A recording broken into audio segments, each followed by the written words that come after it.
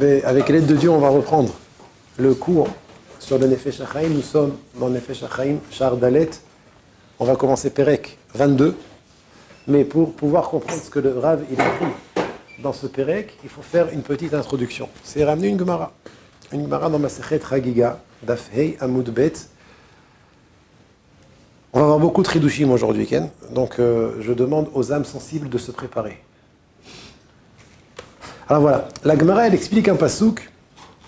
Ce pasouk se trouve dans Jérémie, le prophète Yirmiya, 13, verset 17. Il y a marqué là-bas, Ve'im lo tishme'oa. Le Navi parle au nom de Dieu et il dit, si vous n'écoutez pas la Torah, Bemistarim tivke nafshi. Dans un endroit caché, je vais pleurer. C'est Hachem qui parle. Mipene Geva, à cause de la Geout. La Geva, c'est la fierté d'Hachem. Vedamoa tidma, et je vais larmoyer. Vetered aini dim'a, et va descendre de mes yeux une larme, qui nishba eder Hachem, car le troupeau d'Hachem, faites connaissance, c'est nous. Je vous présente, Bnei Israël, nous sommes le troupeau d'Hachem. Nishba eder Hachem, ça veut dire il a été pris pris en captivité. Voilà. Alors, d'abord, premièrement, ce qu'on voit de ce pasouk, c'est un chidouche extraordinaire. Un chidouche, rabotaille. Moi, la vérité, j'ai relu plusieurs fois ce pasouk, je dis, c'est pas possible. Hachem pleure. C'est terrible. Alors, c'est sûr qu'il ne faut pas croire que Hachem pleure comme un homme y pleure. Mais si le Navi nous dit que Hachem pleure, premièrement, il faut d'abord savoir qu'Hachem pleure. Et ce n'est pas quelque chose de corporel et de matériel, chas v'shalom, de ne pas croire qu'Hachem il a des yeux et qu'il a des larmes qui descendent de ses yeux. C'est juste il y a quelque chose qui ressemble à un pleur dans les mondes supérieurs et qui fait que Hachem pleure. Hachem pleure. Alors, premièrement, la première chose qu'il faut comprendre, c'est qu'est-ce qui fait pleurer Hachem. Premièrement. Deuxième question, qu'est-ce que ça veut dire qu'Hachem pleure? Qu'est-ce que ça engendre qu'Hachem pleure? Je répète, deux questions. Première question, qu'est-ce qui fait pleurer Hachem? À cette question, la Gemara va nous donner la réponse. Et deuxième question, qu'est-ce que ça veut dire que Hachem y pleure? Je vous le dis en souriant, parce que Zemechazek Meod, ça renforce énormément. Et ça, c'est le Nefesh HaChaim qui va répondre à la deuxième question. Qu'est-ce que ça veut dire qu'Hachem y pleure? Alors, première question, j'ai dit, qui fait pleurer Hachem? Qu'est-ce qui fait que Hachem va pleurer? Avant d'arriver à la question, qu'est-ce que ça veut dire qu'Hachem y pleure? Pourquoi le Navi, il nous dévoile qu'on peut faire pleurer Hachem? Alors, elle dit, la Gemara, deux réponses. Première réponse, je répète, c'est dans Masechet Chagiga, Daf Hei Amud Bet. Amar Rabbi Elazar, Shalosh Dmaot Alalou Lama. C'est trois larmes. Je vous ai vu, j'ai fait comme ça avec mes doigts. Il y a 3 fois marqué larmes dans le pasouk. 3 choses qui ont fait pleurer Hachem. Alors, il y a une machloquette dans la Gemara. La première larme, Achat al-Mikdash Rishon. Première chose, c'est le premier temple. Ve'achat al-Mikdash Sheni. La deuxième larme, c'est le deuxième Beth Amikdash. Et la troisième, Ve'achat al-Israël Shegalu Mimekoman. Israël qui sont partis en exil de leur place. Je m'arrête une seconde. Qu'est-ce que ça veut dire qu'ils sont partis en exil?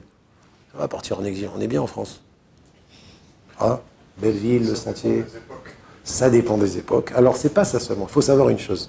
C'est qu'à Bretagne, quand on parle de l'exil, même si on n'est pas que dans les mauvaises époques, même dans les très bonnes époques, où les Juifs, en hébreu on dit, ils sont Mesag Segim, ils sont au sommet, ils ont la réussite matérielle, et même, entre guillemets, spirituelle, c'est rien par rapport au moment où les Juifs étaient en Eretz Israël avec le Beth Amikdash. Le Gaon de Vilna, il dit, après le Beth Amikdash, après la destruction du Beth Amikdash, ce que tu vois du Ham Israël, c'est comme Gouf Beli Neshama. C'est comme un corps sans âme. Ouais, un corps sans âme, c'est un mort. Chas v'shalom. En vérité, le Ham Israël, quand il était en Eretz Israël, c'était l'apogée spirituelle et matérielle. C'était le summum de la réussite. Mais à tous les niveaux, on ne s'imagine même pas quelle était la situation du peuple juif en Eretz Israël à l'époque du Beth Amikdash. Lorsque le pasouk nous dit que la troisième larme, c'est Israël chez Galou Miaviem, c'est quelque chose d'extraordinaire. La troisième larme, on a dit, c'est que Israël ont quitté ont quitté la terre d'Israël, ils sont partis en exil. C'est quelque chose d'extraordinaire. Ça veut dire, écoutez bien, qu'Akadosh Baruch Hu a de la peine, autant pour la destruction du premier Beth Amikdash et la destruction du deuxième Beth Amikdash, et la même chose pour la situation du peuple d'Israël aujourd'hui. Quand je parle d'aujourd'hui, en galoute, c'est pas géographique. Pas géographique. La galoute, c'est pas la géographie. C'est pas parce qu'on est en Israël qu'on n'est pas en galoute. C'est sûr qu'en Israël, on est mieux qu'en France. Il y a la Kedusha. Vous sentez la Torah ici. En France aussi, il y a la Torah, mais la Torah d'Israël, même aujourd'hui, c'est une autre Torah. Il y a les Yeshivot, il y a le Kotel, Marat Marpella, Kever Rachel. Extraordinaire, la Kedusha de la terre. Elle est là. Mais c'est pas comme à l'époque où il y avait le Beth Amikdash. Rabotai Akadosh Baruch Hu, il a de la peine, autant pour la destruction du Beth Amikdash que pour le Ham Israël qui n'est pas à son apogée, à sa réussite, au sommet. Ça veut dire pour Akadosh Baruch Hu, quand Israël souffre, c'est lui qui souffre. C'est Akadosh Baruch Hu lui-même qui souffre. Alors, on a compris. Première chose, qu'est-ce qui fait pleurer Hachem? Donc on a dit les deux destructions des deux temples, et aussi là, le fait que le Ham Israël est en exil, et j'expliquais, en exil, ça ne veut pas dire seulement géographique, c'est spirituel, c'est même matériel, parce que même le niveau matériel du Ham Israël à l'époque du Beth Amikdash, c'était, waouh, c'était l'abondance, le shefa, la réussite. Les gens n'avaient pas besoin de travailler, ils étaient occupés entièrement à la Torah et aux mitzvot. Et donc c'était la grande réussite du Ham Israël. Maintenant, il y a une autre version dans la Gemara. La Gemara dit, Vika de Amre, il y en a qui disent, Achat al bitul Torah. La troisième larme, donc la première et la deuxième, je dis qu'il y avait une marloquette tout à l'heure. Première larme et deuxième larme, c'est pour la destruction de Beth Amikdash. Sur la troisième larme, il y a une marloquette. Un avis dit, c'est comme je dis, parce que je viens d'expliquer, c'est Israël est parti en exil. Il y a un autre avis qui dit non, c'est Bitul Torah. Ça veut dire, si on résume, selon le deuxième avis, les trois larmes, Chorban Bait Rishon, destruction du premier temple, destruction du deuxième temple et Bitul Torah. Bitul Torah, comment dire en français Bitul Torah?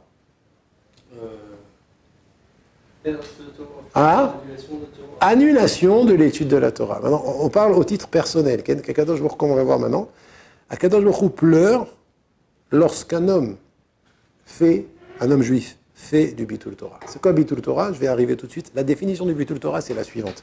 Bitul Torah, et ça aussi, c'est au même niveau que Chorban Beit Amikdash. Ça aussi, ça veut dire, le Navi au nom d'Hachem, il met au même niveau Chorban Beit Amikdash Rishon, Chorban Beit Amikdash Sheni et Bitul Torah. Et comme on va voir maintenant tout de suite, Bitul Torah, c'est même le Bitul Torah d'une personne. La Gemara continue. Tadon Rabbanan, Shlosha Akadosh Baruch Hu boche alen bechol yom. Il y a trois personnes qu'Akadosh Baruch Hu pleure à cause d'eux bechol yom, tous les jours. C'est qui ces trois? Vous vous rappelez? On en a parlé jeudi. Le premier, Al she'efshar la'asok batorah ve'eino osek. Et après, on a deux autres que je n'ai pas besoin de citer. Ce n'est pas le sujet d'aujourd'hui. Le premier qui fait pleurer Hachem, Al she'efshar lo la'asok batorah ve'eino osek. Un homme unique, un juif, qui peut étudier la Torah et qui n'étudie pas. Qu'est-ce que ça veut dire qui peut étudier la Torah? Alors, on a commencé à en parler la dernière fois. Et Charles La'asok Batorah, ça veut dire quelqu'un qui a tout ce qu'il faut maintenant pour étudier la Torah. C'est quoi tout ce qu'il faut? Le temps, l'argent, la tête, l'esprit, l'humeur. Alors, il faut bien savoir une chose, c'est qu'il ne faut pas non plus attendre d'être... Attends, j'ai besoin, tant que je n'arrive pas à 100 000 euros et que je ne suis pas bien en moi, de bonne humeur, de folie, je suis bien. Alors là, je ne suis encore pas appelé quelqu'un qui peut étudier la Torah. Chacun connaît sa personne, chacun sait très bien ce dont il a besoin et il sait définir ce qui s'appelle il peut étudier la Torah. En tout cas, la Braïta ici, elle nous dit, la Gemara, elle nous dit ici que un homme, toute personne qui peut étudier la Torah et qui n'étudie pas, il fait pleurer Hachem. Donc j'ai répondu à ma première question. La Gemara a répondu à ma première question. C'est quoi? On a dit, Achidouche, Akadosh Baruch Hu, il pleure. La Gemara nous dévoile qu'Akadosh Baruch Hu, il pleure. Et bien la Gemara nous dit ici que toute personne qui peut étudier la Torah et ne l'étudie pas, c'est-à-dire fait du Bitul Torah, et Gorem provoque un pleur chez Akadosh Baruch Hu. C'est pas mon habitude. Je vous dis franchement, je m'appelle Rav Nakash pour ceux qui ne me connaissent pas encore. Et Eliezer Nakash. ce n'est pas mon habitude de parler des mauvaises choses. Je préfère parler des bonnes choses. La vérité, je suis plus... j'aime bien parler de ce qui... Vous connaissez un petit peu, je suis plus... mais bon, d'un autre côté, on ne peut pas dire non plus, dans la Torah, il y a les klalotes, surtout avant Rosh Hashanah. Il y a une coutume de lire avant Rosh Hashanah Parashat Kitavo. Pourquoi? Pour Tichle Shana avec Ilelotea, pour que l'année avec ces mauvaises choses se termine. Donc la Torah, elle parle toujours des mauvaises choses. Elle parle plus des bonnes choses, mais il faut savoir qu'il y a Sachar et il y a Onesh. Il y a récompense et il y a punition. Et on ne peut pas dire à quelqu'un, bon, tu n'auras que de la récompense, et si tu ne fais pas le bien, tu n'auras rien. Non, c'est l'onachon. Dans la Torah, il n'y a pas trois. Il n'y a pas trois chemins. Il y a deux chemins. On fait Torah au mitzvot, on a la récompense. On ne fait pas Torah au mitzvot, c'est ce qui a marqué dans Ve'ayam Shamoat Ishmiu, Parashat Bechukotai, Parashat Kitavo. La Torah, elle veut qu'on sache, et ça fait partie d'ailleurs des 13 Ikarim du Rambam, on doit croire la Emouna du Sachar Ve'onesh. On doit savoir qu'il y a un salaire et une punition. Chaque action, le Chovot Alavot, il dit qu'il n'y a pas trois sortes d'actions. Il n'y a pas des mitzvot, des averot et du parvé. Non! Il y a soit mitzvot, soit averot. Par exemple, tu as besoin de prendre l'air. Ouais, tu as besoin de prendre l'air, de manger un chocolat. Bah, ce chocolat, c'est soit une mitzvah, soit une avera. Si tu en as besoin, c'est une mitzvah. Et si tu n'en as pas besoin. Il n'y a pas trois choses. Il n'y a pas mitzvah, avera, et au milieu, il y a neutre. Non. Il dit, il y a soit mitzvah, soit avera. Après, c'est chacun en fonction de ses besoins, chacun en fonction de son niveau, chacun en fonction de son caractère. Mais il n'y a que Hachem qui sait ça. Hachem est l'homme lui-même. Donc l'homme, il doit bien faire attention quand il va faire quelque chose. Est-ce que je vais faire maintenant, c'est une mitzvah ou pas? Mais c'est soit une mitzvah, soit une avera. Et ça, on doit le dire avant Rosh Hashanah. On a bien été avant Rosh Hashanah. Donc je répète. En ce qui me concerne, je préfère parler des bonnes choses.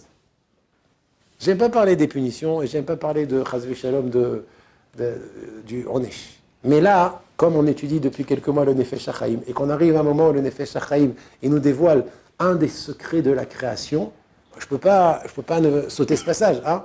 Donc vous êtes avec moi ou pas? Vous êtes avec moi? On va expliquer qu'est-ce que ça veut dire. La deuxième question, c'était quoi la deuxième question? Qu'est-ce que ça veut dire qu'Akadosh Baruch Hu pleure? On a compris d'abord qu'est-ce qui fait pleurer Akadosh Baruch Hu. Qu'est-ce qui fait pleurer Akadosh Baruch Hu? C'est une chose en fait. Chorban Bet Hamikdash, il nous a quittés. La présence dévoilée d'Akadosh Baruch Hu nous a quittés. Et Bitul Torah. Ou bien toute personne qui peut étudier la Torah et qui ne l'étudie pas. Alors, le Nefesh HaChaim, il commence comme ça. Il dit comme ça. Ve'im chas v'shalom anachnu oskim ba berifion. Encore une fois, c'est pas moi qui parle, c'est le Nefesh HaChaim. Im chas v'shalom, on étudie la Torah berifion. On l'étudie, mais avec relâchement. Ça veut dire, il y a deux sortes de Bitul Torah. Il y a quelqu'un qui peut étudier et qui n'étudie pas du tout. Ça veut dire quoi? Il peut étudier, je répète. Il n'a pas besoin de prendre l'air, il n'a pas besoin d'aller à la plage faire un foot. Des fois, on a besoin d'aller à la plage faire un foot. C'est pas du Bitul Torah. Si tu en as besoin, c'est pas du Bitul Torah. Des fois, tu as besoin de sortir, t'acheter une canette de coca fraîche et d'entendre le... Si tu en as besoin, c'est pas du Bitul Torah. Je parle de quelqu'un qui peut étudier, il n'a besoin de rien maintenant et il n'étudie pas. Ou alors il a suffisamment d'argent, il va quand même travailler. C'est pas la peine d'aller travailler pour avoir des 100 000, 200 000, 300 000 euros si tu n'en as pas besoin. On parle bien ici de quelqu'un qui peut étudier la Torah et qui ne l'étudie pas. Alors là, il y a un chidouche terrible du Nefesh HaChaim, qui a deux sortes de Bitul Torah. T'entends? Il y a deux sortes de Bitul Torah. Il y a celui qui peut étudier la Torah et qui n'étudie pas du tout, premièrement. Deuxième sorte de Bitul Torah, celui qui peut étudier avec 100% de ses forces et qui n'étudie qu'avec 80 ou 60% de ses forces. C'est moins grave que celui qui n'étudie pas la Torah. Mais écoutez écoutez ce qu'il dit le Nefesh HaChaim. Je répète. Ceux qui veulent voir, c'est dans le char Dalet, Perek Ravbet. Ve'im chas v'shalom anachnu oskim ba berifion. Si chas v'shalom, on étudie la Torah avec relâchement. On l'étudie, mais pas de toutes nos forces. On met pas toute la pêche. Vous avez vu Yitzhak cet après-midi, comment il a étudié? C'est comme ça qu'il faut étudier, avec toutes ses forces. Ça, là, il mourit de Shefa. Lui, il étudie bien la Torah avec sa Chevruta Aviel. De toutes leurs forces, ils ont étudié. Alors, je dis pas encore une fois, ça peut arriver des fois qu'on est fatigué. Voilà que des fois, on peut sentir qu'on n'a plus de force et donc on continue à étudier. Ça ne s'appelle pas qu'on étudie avec relâchement. Avec relâchement, c'est quand on peut étudier de toutes nos forces et laisse-moi tranquille, allez, j'ai pas envie d'étudier avec toutes mes forces. Donc, il dit le Nefesh HaChaim, Im chaz v'shalom anachnu oskim ba berifion. Si chaz v'shalom, on étudie la Torah avec relâchement. Kaviachol mitma'et shefa ha'or elyon bechol olamot. Alors, on diminue la bénédiction dans tous les mondes. J'ai déjà expliqué ce qu'il dit le Nefesh HaChaim dans Sha'ar Aleph, c'est que l'homme juif sur terre, c'est lui qui a la tour de contrôle, c'est lui qui gère tous les mondes, c'est lui qui fait descendre la bracha, c'est lui qui, chaz v'shalom, fait descendre les mauvaises choses. En fonction de notre comportement dans la Torah et les mitzvot, les bonnes ou les mauvaises choses arrivent dans ce monde. Donc il dit ici Nefesh HaChaim que quelqu'un qui étudie la Torah avec relâchement, il diminue la bénédiction dans tous les mondes. Kol echad lefi erko, chaque juif selon son niveau. Ça veut dire peu importe comment tu sais étudier, c'est quoi ton niveau, combien d'années tu as étudié. Ce qui importe, c'est est-ce que tu donnes 100% de ton potentiel ou pas. Même si tu es un débutant, tu es juif, mais tu étudies la Torah, même si tu es un débutant, si tu donnes 100% de ton potentiel à l'étude de la Torah, tu fais descendre une bracha. Si chaz v'shalom, tu étudies avec relâchement, alors la bracha diminue. C'est pas grave encore, la bracha c'est grave, mais c'est que diminution de la bracha. Et là le Nefesh HaChaim il dit Ubemistarim tivke nafsho itbarach kadiachol. Et dans un endroit caché, Akadosh Baruch Hu se met à pleurer. Ça vous rappelle quelque chose? Kemo she'amru rabotenu b'masechet chagiga. Shlosha Akadosh Baruch Hu boche alehem. Il y a 3 personnes qui font pleurer Akadosh Baruch Hu. Vechashiv chad mineon al mi she'efshar lo lasot batorah ve'eno osek. Et là-bas on entend un des 3, c'est quelqu'un qui peut étudier la Torah et qui n'étudie pas la Torah. Et là le Nefesh HaChaim dit une phrase, je n'aurais pas osé la dire. Mais comme j'ai dit tout à l'heure, moi je préfère dire des bonnes choses. Mais là si le Nefesh HaChaim il le dit, je le dis en son nom. Donc je cite. Ve'oilo leben amorid d'maot aviv bechol yom. Et malheur au fils qui fait pleurer son père tous les jours. On dit dans la tfila, Avinu Av Arachaman, Akadosh Baruch Hu, c'est notre père. Et dit le Nefesh HaChaim, malheur au fils qui fait pleurer son père tous les jours. Maintenant la deuxième question que j'ai posée au début du shiur, qu'est-ce que ça veut dire qu'Akadosh Baruch Hu il pleure? Qu'est-ce que la Gemara veut nous enseigner? Qu'est-ce que ça veut dire faire pleurer Hachem? Explique le Nefesh HaChaim, c'est ma deuxième question. Ve'inyan zot apriya, et ce pleur veut dire itgabrut adin, l'amplification de Midat Adin. Vous savez qu'il y a Midat Arachamim et Midat Adin. Midat Arachamim, c'est la miséricorde. C'est quoi la miséricorde? Que Kadosh Baruch Hu nous donne, bien que l'homme a guia à nous. Bien qu'on n'est pas méritant. Ça, c'est Rachamim.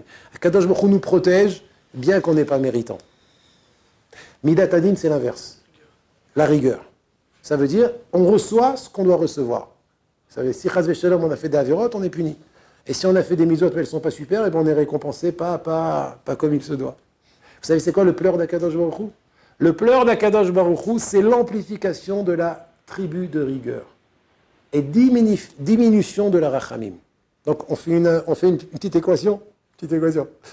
Quelqu'un qui se renforce dans l'étude de la Torah, ouais, il donne, même s'il est débutant, mais il y va à 100%, il est joie. Et quand il est saméar, quand il fait ça avec joie, alors il fait descendre de la bénédiction sur lui, sur son entourage et sur le clan d'Israël. Et sur tout le monde. C'est pas de ça qu'il parle le Nefesh HaChaim, mais je préfère le dire quand même. Par contre, le Nefesh HaChaim, il parle de l'autre côté. Si quelqu'un, il se relâche dans l'étude de la Torah, c'est du Bitul Torah, il fait pleurer Hachem, et faire pleurer Hachem, c'est agrandir la tribu de rigueur. Et ça veut dire quoi, agrandir la tribu de rigueur? J'ai pas besoin de vous expliquer c'est quoi Midat Adin. Rappelez-vous, 7 octobre. Ça, c'est Midat Adin. Midat Adin, c'est quand, Chaz v'Shalom, en fonction de nos actions, Akadosh Baruch Hu nous juge. Maintenant, bien évidemment, il faut savoir une chose, et c'est certain qu'Akadosh Baruch Hu nous aime. Quand il laisse la tribu de rigueur agir dans le monde, c'est pour notre bien. Pour le bien de tout le monde.